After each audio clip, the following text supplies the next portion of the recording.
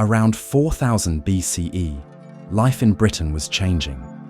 Farming brought stability to a once mobile world, and communities began to settle, building timber and earth homes that formed the first villages.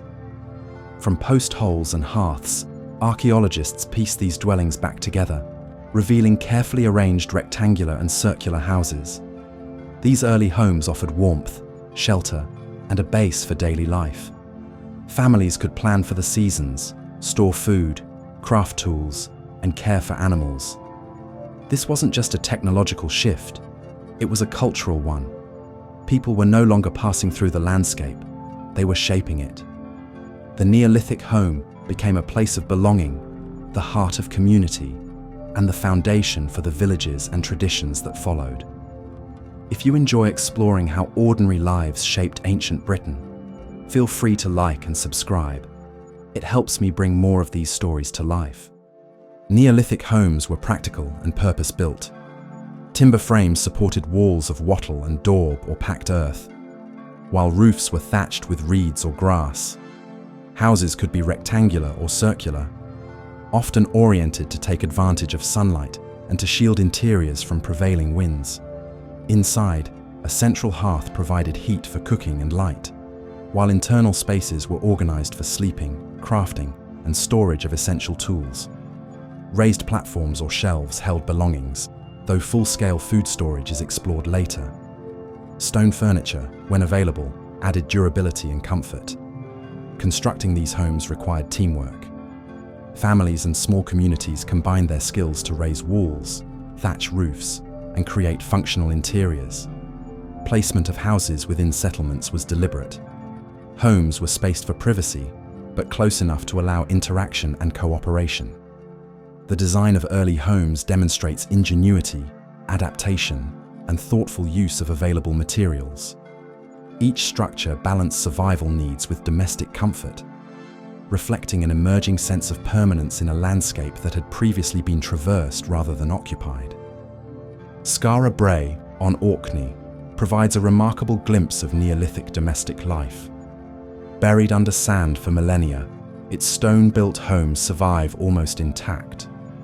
Narrow passageways connect rooms, and interiors are furnished with stone beds, shelves, and dressers, designed to provide both functionality and comfort. Central hearths were crucial, supplying warmth, light, and a space for cooking and social activity. These homes were semi-subterranean, using earth and midden for insulation against harsh winds and cold. Narrow doorways minimized heat loss and made interiors more manageable in winter. Each home served multiple purposes: sleeping, preparing food, crafting tools, gathering as a family. Skara Brae demonstrates thoughtful design and organization, from storage compartments to furniture placement. It reflects how people adapted their domestic spaces to both environmental challenges and social needs. Living in clusters also facilitated interaction, skill sharing, and the transmission of knowledge. Homes were not only shelters, they were active sites of daily life where survival, work, and community converged in a carefully managed environment. Neolithic settlements varied widely across Britain. Some communities established permanent villages, remaining in one location year-round, while others moved seasonally between cultivated fields and hunting or foraging grounds, adapting to local resources and climate. The choice of settlement location was influenced by access to fresh water, fertile soils for crops, and nearby materials such as timber, stone, or clay for building and tool-making. Communities carefully selected spots that offered both sustenance and safety, often near rivers, valleys, or sheltered coastal areas. Villages were organized deliberately, reflecting thoughtful planning and social structure. Houses were frequently clustered, creating intimate neighborhoods connected by narrow pathways and shared spaces for crafts, storage, or communal gatherings.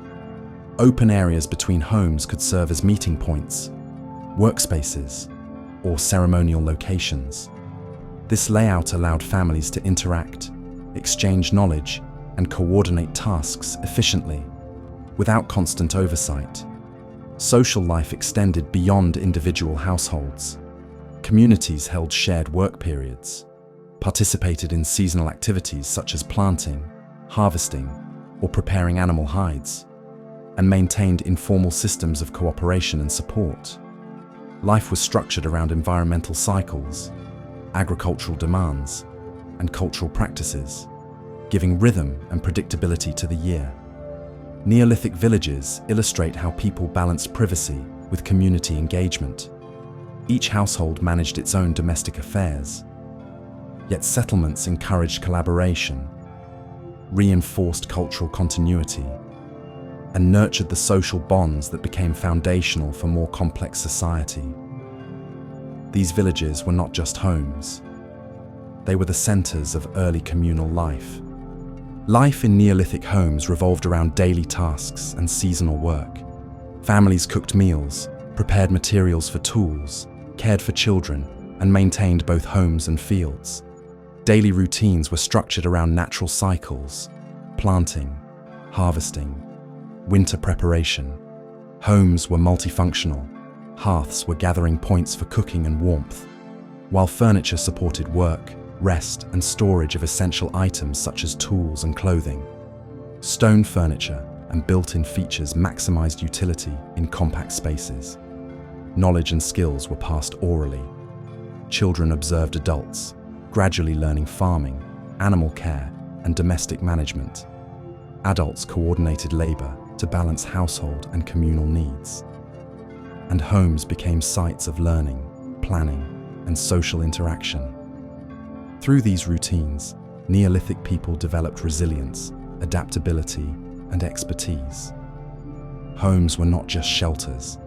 They were workplaces, classrooms, and social hubs, reflecting a deliberate organization of life around survival, comfort, and culture.